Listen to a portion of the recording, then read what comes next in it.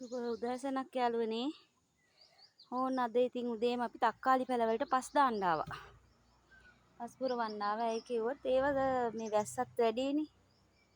ඉතින් හේදි යන නිසා මම හදලා තියෙනවා. ඉතින් ටිකක් ඉතින් මට පුළුවන් විදියට මං ඒකත් හදා ගන්නවා. තක්කාලි පැලත් හදලා තියෙන්නේ.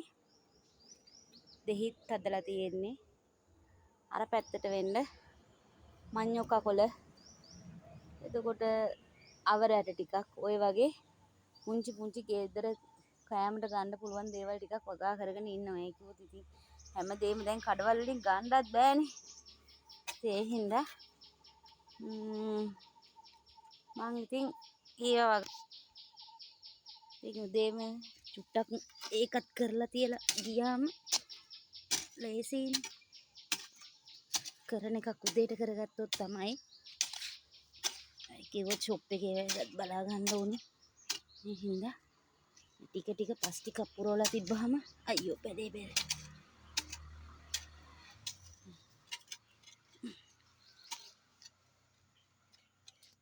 මෙහෙ ඇයි දන්නේ මේ පැල හදපුවම කහ පාට වෙනවා හැම එකම. මම කලින් හදලා තිබ්බා බඩ ඉරිඟු හැදුවා.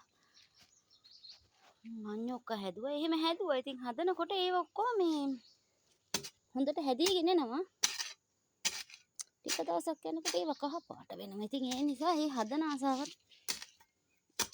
ටිකක් මෙයා වෙනවා. ඒකත් ඉතින් අපිට ගෙදර කෑමට ගන්න හරි ඉතින් හදාගත්තොත් අපිට ඉතින් තියෙනවනේ.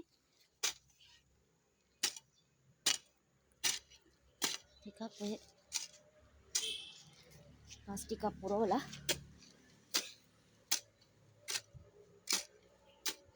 ගියාම ලේසි. නැත්තම් මේ හැදෙන්නේ නැහැ මේවා මේ තියෙන්නේ. බාලා මේ තවන් ඔගේ හදාගෙන තියෙන්නේ. මේකෙන් පැල ගෙනියලා තමයි හදන්නේ ඉතින්. තක්කාලි සමග මේ මල් පැලක් තියෙනවා. මේ බලන්නකෝ.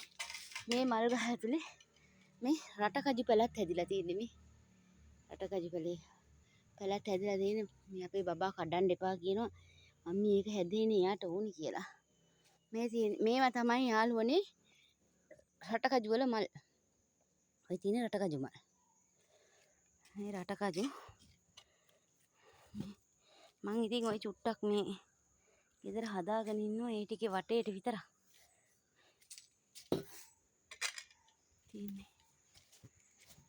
ඉතින් මේ වගේ මේ තියෙන හැමදේම තියෙනව නැහැ කියන්න නැහැ. ගම්මිරිස් තියෙනවා. සාදික්ක ඔය හැම එකක්ම තියෙනවා. තිබ්බා වුණාට ඒක අපේ නෙවෙයිනේ. අත්තයිතිකාර කට්ටියගෙන. මම හදලා තියෙන්නේ මේ තියෙන්නේ. මගේ පුංචි ඔටුව තමයි මේක. මේ තියෙන්නේ මේ මඤ්ඤොක්කා. ඔය මං හදලා තියෙන මඤ්ඤොක්කා ටික. මේ තියෙන්නේ මං හදලා තියෙන දම්බල ගස් ටික වැල් ටික. කලින් හදලා තිබිලා හොඳට හැදුනා. ඒවා එකපාරම මොනරු වෙවිලා කාලා වේලිලා ගියා. දැන් ආයෙත් මං හැදුවා ඉතින්. හරි එහෙනම් යාළුවනේ මමත් හදලා තියෙන්නේ හොඳයි නම් මටත් ලයික් එකක් දාන්න, කමෙන්ට් එකක් දාන්න, ෂෙයා කරන්න. එහෙනම් මං ගිහිල්ලා එන්න යාළුවනේ.